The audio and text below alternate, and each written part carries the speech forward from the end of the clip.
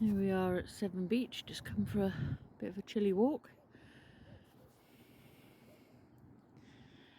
Tide is currently out.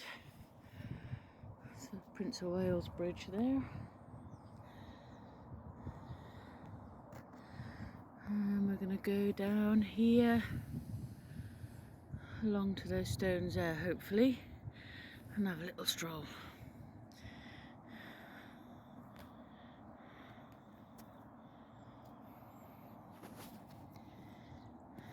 Meet us down on the beach. Just an awful lot of gloopy mud. That over there is Devon.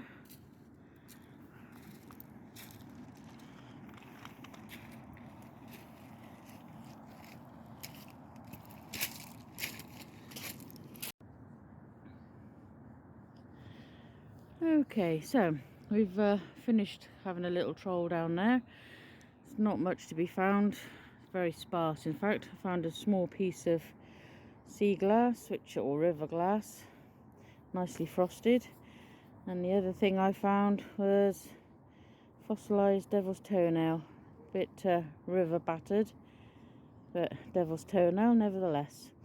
We're going to go for a bit further walk and see what else we can find. If we find anything, we'll let you know.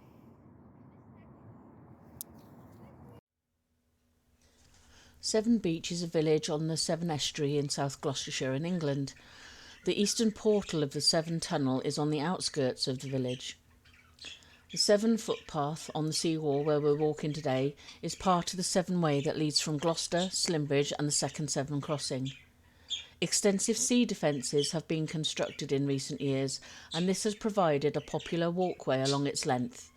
Originally, the Severn Way finished at Severn Beach, but it has been recently extended to Bristol. The village is at the terminus of the Severn Beach Line Railway, with a small unstaffed station. The line used to loop northwards to join the main Cardiff to Bristol line at Pilning Railway Station in the direction of Bristol, but this section was closed in 1964 and the track bed had been built over. Train services are operated by the Great Western Railway. 11 trains per weekday with average journey time between Severn Beach and Bristol Templemeads of 41 minutes. The fastest journey time is 36.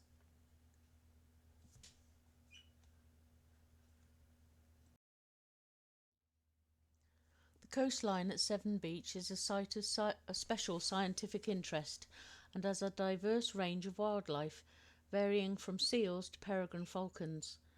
There have been more than 250 species of bird recorded in the Severn Beach area and is of international importance for migrating and wintering birds.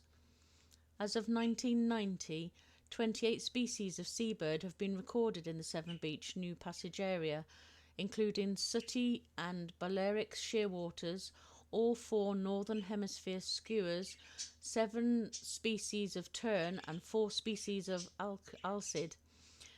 Severn Beach offers excellent conger fishing from the shores in winter. Before the Great Western Railway arrived in 1900, the area was farmland. In 1922, the village became a seaside resort with a swimming pool called the Blue Lagoon, which is now filled in and become Severn Beach Gardens, a boating lake and dozens of funfair stalls, donkey rides, which was on the grass, mostly put together by entrepreneur Robert Stride. Many people came from nearby Bristol because Severn Beach had less strict licensing laws, and a beachcomber club appeared in the 1960s.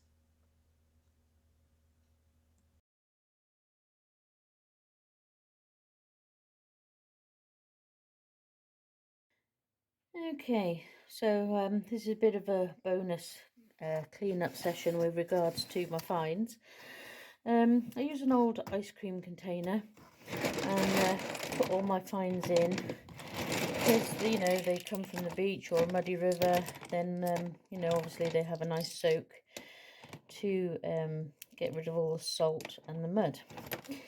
However, when it comes to you know, there's a nice rock there. If there's any stubborn mud that won't come off, then I will just give them a little light brush with a scrubby brush, just to make sure that it's nice and clean. And then I pop them onto a tissue to dry off. When it comes to the pipe stems, you quite often find that there's mud still stuck down in the centres. So what I use for that is a piece of stiff wire that I poke down into, see if I can do this, sorry about that, which I poke down into the centre of the pipe stem, and just give that a little wiggle, and that generally clears out any mud that may be left inside the pipe stem itself. So I go ahead and I do that with all the pipe stems that I find, and I do tend to find quite a few. And then once these are nicely cleaned, then they go into my box, ready to make key rings, pieces of jewellery, and pictures and so on. So it's quite a nice dark green. And this is some of that pirate glass, maybe from a mallet bottle or an onion bottle, so that's quite thick and quite black glass. Do quite like some unusual stones, and obviously the river glass is always a welcome find. Some nice green there, some nice blue, and obviously your river worn pottery.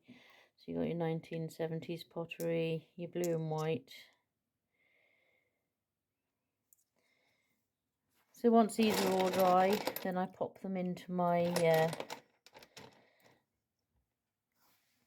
box in the craft room, and then they're used for various pieces of craft.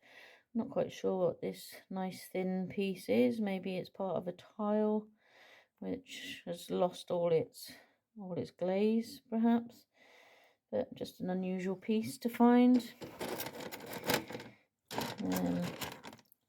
Some of the blue and white pottery is quite rough on the edges because they're getting permanently rebroken, but then you do get the other little gems that are quite nicely river worn on the sides, nice and smooth, well tumbled. And there's a nice piece of a wish stone there. And you got some amber glass. Hubby always tends to find heart-shaped stones, which he loves to find for me. All romantic at heart. This I'm not 100% sure what it is yet. I'm yet to find out, because it is not made of it's like a hagstone, because the hole goes right the way through. It's still got some mud in there which I'll clear out, but it's actually a stone rather than a piece of pipe, but it looks a bit like a bead as well. So yeah, I shall have to investigate that one further. So that's what we do then. So a piece of wire which is quite stiff, and then pop that into the hole of the pipe stem, and then you can poke out any mud that may still be inside, and then you'll have yourself a nice clean piece of pipe stem with a hole going all the way through, no mud in there, and you can use that for your crafting. So I hope you enjoyed this little bonus video. Don't forget to like, subscribe, come back again and see us again. We do show all sorts. Look forward to seeing you. Cheerio.